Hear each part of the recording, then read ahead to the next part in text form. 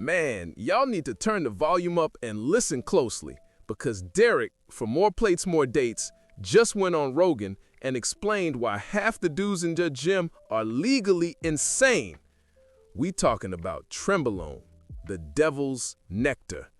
The Tren thing, is that the worst one psychologically?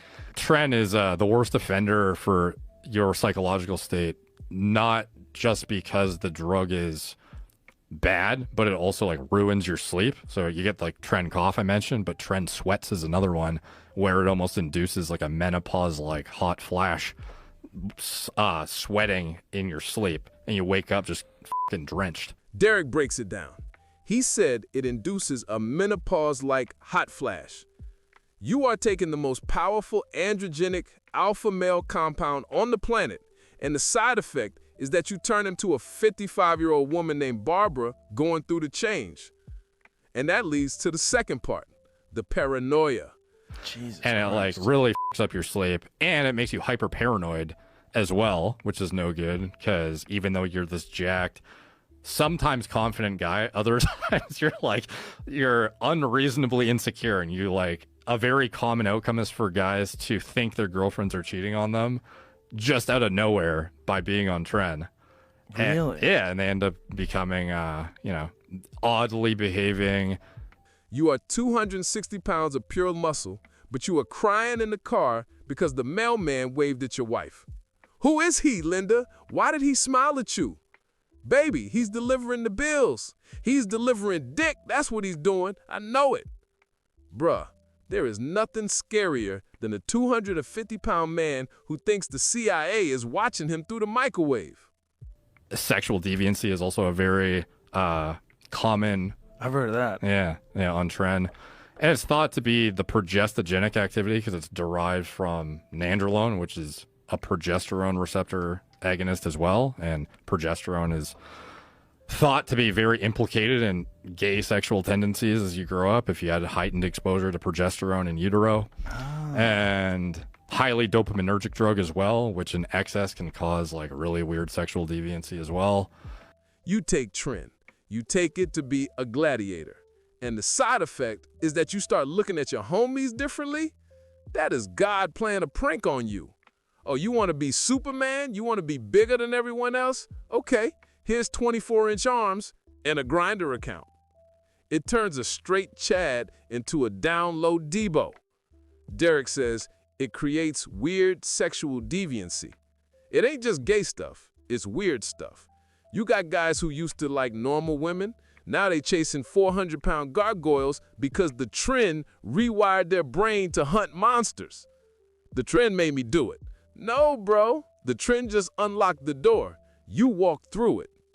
So if you see a dude who is 280 pounds, 4% body fat, veins everywhere, and he's looking at you a little too long in the locker room, run. So it was one of the drugs that was used in the Duchess cocktail, which is what Rodchenkov would have his athletes swish around in their mouth. Oh, really? Yeah, and it was absorbed buccally. Whoa. So it would it was almost like the equivalent of IVing the drug right into your bloodstream. You would swish it around your mouth in this alcohol, and it would absorb buccally into the bloodstream immediately. So you wouldn't have to actually have it go into your stomach and then get processed through a first pass metabolism. So you could get it in and out of your system way faster. Wow. Yeah. Then Derek talks about the Russians, the Duchess cocktail. He said the Russian athletes used to mix Trenbolone with alcohol and swish it around in their mouths to pass drug tests. Your breath smells like Chivas Regal and horse hormones at 8 a.m. Wow. So why is that one good for fighters? I I would think that like getting super emotional though. Yeah, you could argue that the emotional instability is not good. Yeah. But paranoia it makes you very terrible. aggressive. The psychoactive effects in the gym can be very helpful for training and stress resilience. Then Rogan asked Derek why a fighter would take this if it makes you crazy. And Derek says, well, the paranoia makes you aggressive. It helps you fight. Man, listen to how crazy that sounds. Real fighters, dudes from the mud, dudes like Mike Tyson, they didn't need paranoia to be aggressive. They had hunger. These Tren dudes, they from the suburbs. They grew up with a golden retriever and a heated pool. They ain't got no natural aggression, so they got to inject it. They got to take horse hormones just to feel like they want to hit something. You artificially inducing a bad mood because your life is too easy.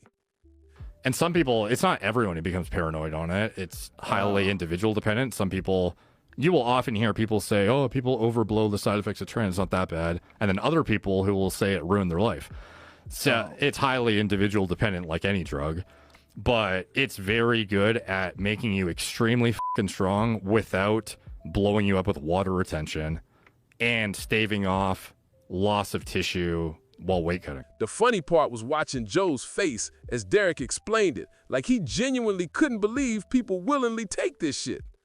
So you're telling me it makes you think your girl is cheating, you wake up soaked in sweat, and you might start liking dudes, and people choose this? Yeah, Joe, for gains. Welcome to bodybuilding.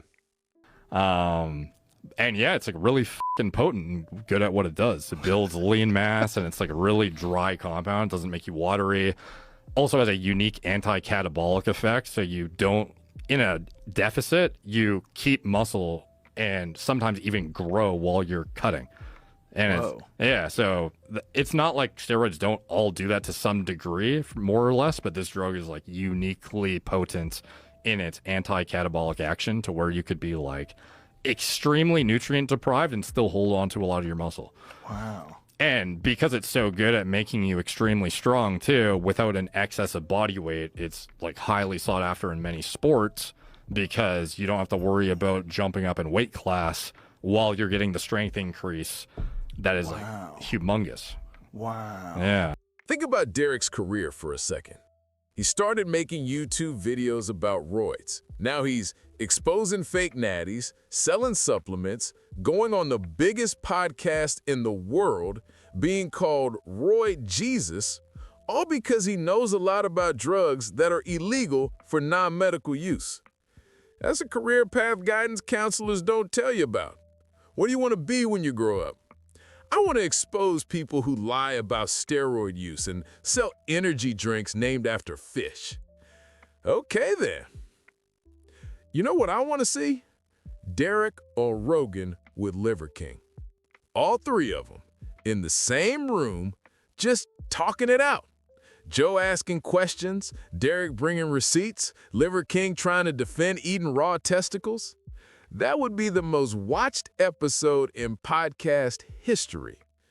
But Liver King probably can't show his face around Derek without feeling shame. Derek basically ended his whole career with one video. I'm Zerk. Y'all stay safe. Peace.